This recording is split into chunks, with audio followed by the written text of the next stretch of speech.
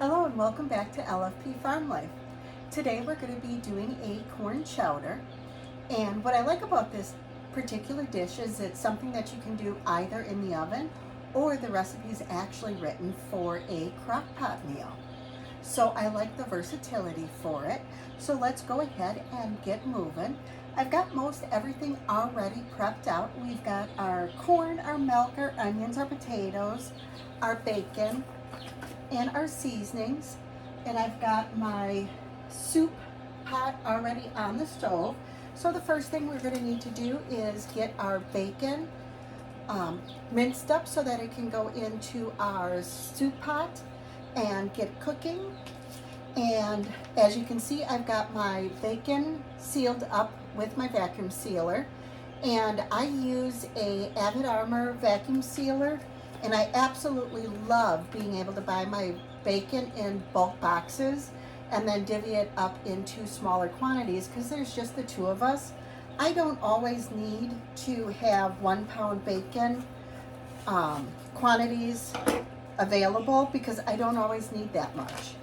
And today we only need 4 slices, so I'm just going to go ahead and peel that off and get that minced up.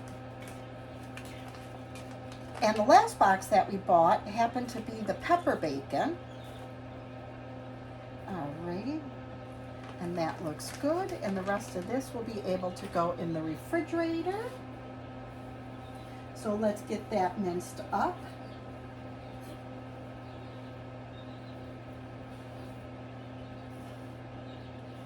And you can go ahead and chop this into whatever size mince bits you think is suitable for your family.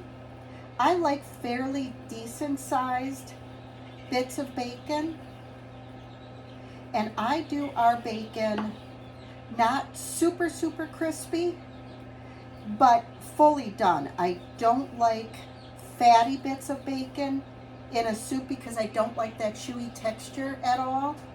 So I do want them completely done in a soup because I just cannot stand that chewy, undone bacon texture in a soup. So let me get my stock pot going.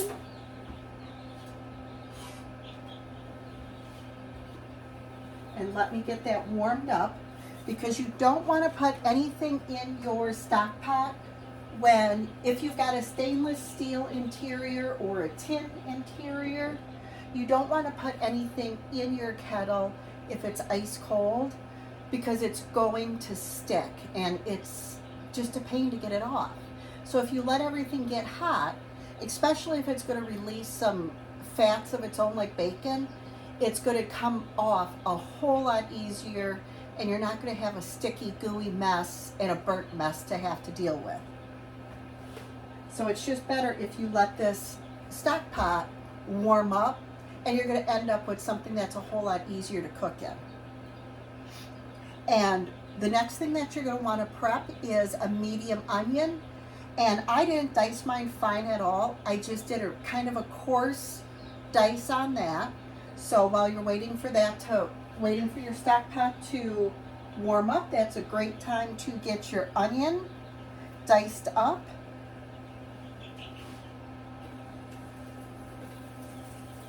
And you can hear your bacon doing a real light sizzle. It's not a high sizzle like that pot is screaming.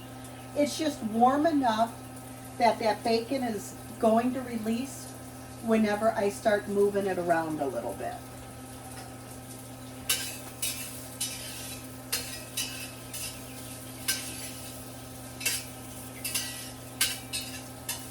So as that bacon is cooking, now is a great time to dice up your onion if you don't have that diced up. We're also going to need a couple of potatoes. You can either use a Yukon Gold, or the recipe actually calls for russets. I don't have russets in the house, but I have Yukon Golds, so that is what I am going to use. So I'm going to do mine in a fairly smallish dice.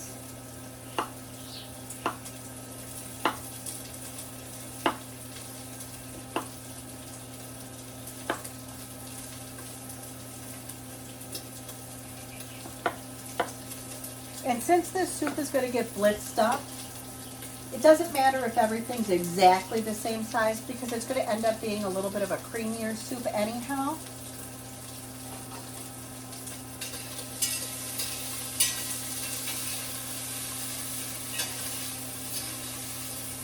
And as you can see, this bacon is crisping up really quickly, which is quite nice. And before we started, I had prepared some homemade croutons for this particular soup. So I diced up some homemade sourdough bread and tossed some olive oil, some salt and pepper, and a little bit of, just a tiny touch of garlic and a good bit of Cajun seasoning on that. Because corn with a little bit of Cajun is absolutely an outstanding flavor. And before these bacon pieces go over,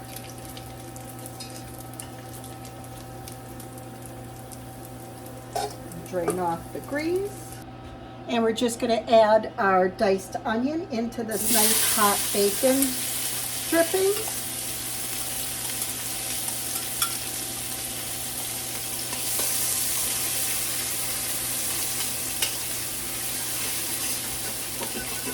And if you notice, by letting that pot get warm, we have very little thaw in this pot that we need to deal with. And see how nice our onions are sauteing up without having to scrape up all that burnt mess that we would have if we would have tossed our bacon into a cold pan.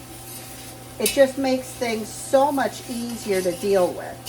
Even though we brought our bacon to a fairly crispy state, and this is going to come to a translucent state pretty quick because our stock pot is quite warm, even though I just flipped it to a medium low. That's one of the nice things about copper. Everything cooks quite quickly because it's an outstanding holder of heat. And this is a pretty quick recipe to whip up. Even though it's on the stove, I mean, it's even quicker if you're going to use it as an actual crock pot recipe. And let me just check on those croutons. I might need to back you up a little bit. Now, if you're worried about the amount of bacon drippings that are in this soup kettle that I just cooked these onions in, you're more than welcome to pour everything off except for maybe a tablespoon or two. It will take a little bit longer. You will need to watch them much more carefully to make sure that they don't stick. But we are pretty much at this translucent state now. So here's where it gets very complicated. We need to dump the rest of the ingredients in. So I'm going to add my corn. And I've got about 6 cups of corn in here. And in the summertime, if you've got access to fresh corn, you're going to use about 6 cobs worth. Or I'm sorry, you're going to use about 12 cobs worth. And 12 cobs is approximately 6 cups. Because you get about a half a cup of corn off of a cob. And I'm just going to go ahead and mix our onions in through our corn before I add our milk. You don't need to do that, but I just like to make sure that the seasonings from our corn and our bacon, drippings and everything get nicely mixed before I go ahead and add our milk. And you can use any sort of milk or dairy or non-dairy that you prefer. I happen to be using my raw milk, and I've got, again, 6 cups. You know, if you want 1% skim, whole milk, little bit of heavy cream, whatever your fancy is, you use whatever your little heart desires. That's one of the great things about cooking. You can take a recipe and make it yours. Whatever your fancy is, that's what you do. And we're going to add our potatoes.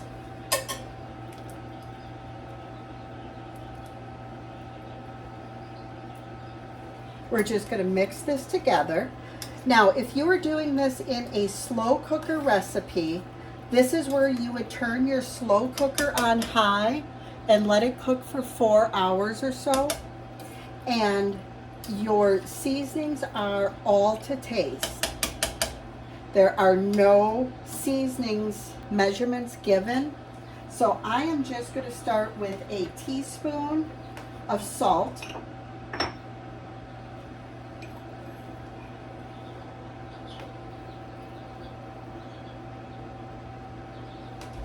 And it is calling for cayenne pepper. I do not have cayenne. I have Cajun and I have Chipotle. So I am just going to do some sprinkling of some Cajun. And I'm going to guess that to be maybe a 1/4 teaspoon. I'm going to do maybe an 1/8 of a teaspoon or thereabouts of Chipotle to add just a touch of smokiness. And if you have fresh corn, you can throw some corn cobs in, and you take it out just before you blitz it, and it adds a lovely fresh, like just a taste of summer. It's really a great flavor enhancer to corn chowder. And if you want, you can cook this right on the stove top, or you can throw it in your oven. So let's go ahead and move this into the oven. So I think I'm going to set my oven at 400, and I'm going to check it maybe in 40 minutes, and I'll bring you back when I check it. But first I'm going to check these croutons, and let's see what that looks like.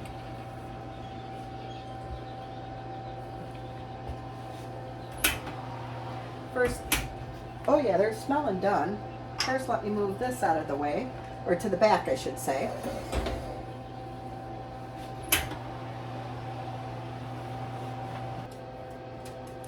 After I check our corn, okay, we've gotten our corn chowder out of the oven, and it ended up spending approximately 2 hours in the oven at 400 degrees. And I have salted it a couple of times, and we've got approximately 1 tablespoon of salt in here, and a teaspoon and a half of Cajun seasoning in, and a teaspoon of Chipotle in. And now all we need to do is go ahead and blitz it up to cream our corn chowder. Or if you prefer to have a little bit more of a chunky, you can go ahead and do that. And as you can see, it did in fact go down in volume quite a lot, by probably 2 or 3 inches in our stock pot. So the oven did make it a bit thicker. And by blitzing it, that potato will thicken this up quite a lot.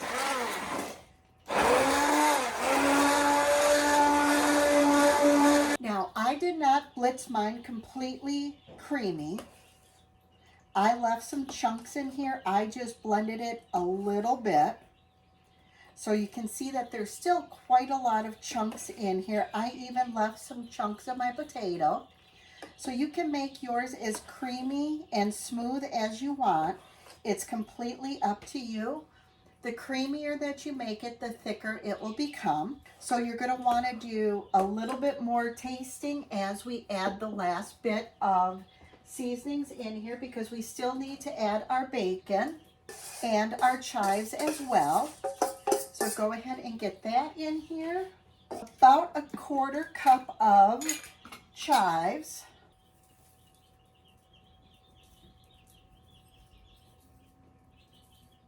And if chives are not on your list of herbs that you enjoy, feel free to leave that off.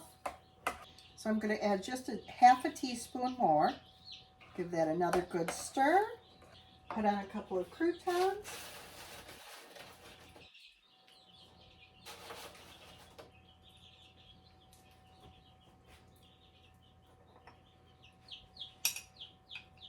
And we have a bowl. So thank you for joining us at LFP Farm Life for a bowl of corn chowder. I hope you've enjoyed this video, and that you will like, comment, and subscribe. Enjoy your evening.